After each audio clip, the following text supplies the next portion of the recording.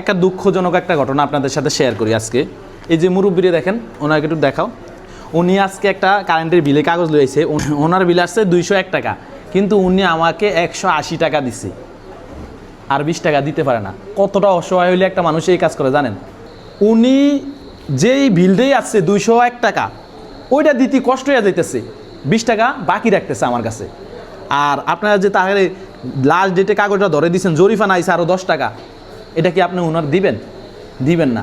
তো ভাই, একজন সাধারণ মানুষ কত কষ্ট করে টাকা কামায় আপনি জানেন না? আপনাদের অফিসে বসে টাকাগুলো নিতেছেন, এই লোকটা কত কষ্ট করে টাকা কামায় আপনি জানেন?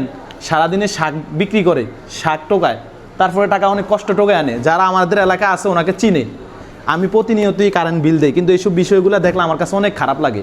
একটা সাধারণ মানুষ কত কষ্ট করে কামায়, তার টাকাটা আপনি মেরে খাইতেছেন। মানুষ কত রকমের যে খারাপ হইতে পারে, আমি যদি ব্যবসা না দিতাম বুঝতে পারতাম না।